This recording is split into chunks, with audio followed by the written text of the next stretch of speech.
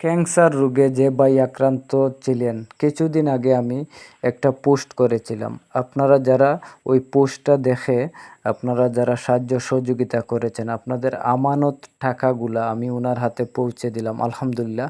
আমার আপু কানাডা প্রবাসী সায়মা আক্তার, ওনাকে আমি ফোন করে বলেছিলাম, আপু আমার পার্শ্ববর্তী গ্রামে একজন ভাই অনেক অসুস্থ ক্যান্সার রোগে, ওনার জন্য কিছু সাহায্যর প্রয়োজন। উনি সাথে সাথে আমাকে বলছেন, ভাই বিকাশ নাম্বার দেন।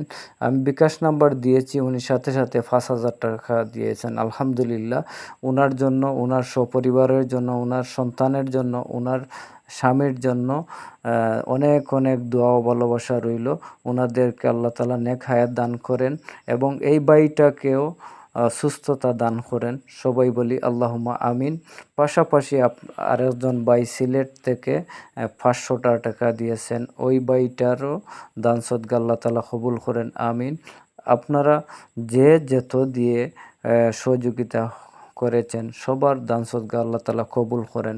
আমরা বিশেষ করি যারা সুস্থ মানুষ আছি, অসুস্থ মানুষের পাশে সব সময় নিয়োজিত থাকবো, তাদেরকে একটু সহযোগিতা করার চেষ্টা করব।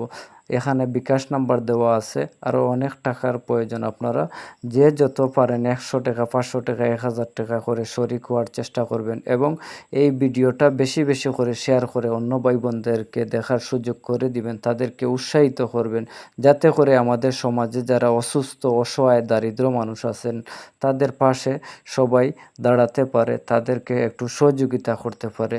সবার সহযোগিতা পেলে ইনশাআল্লাহ আমি সবার পাশে থাকতে চাই।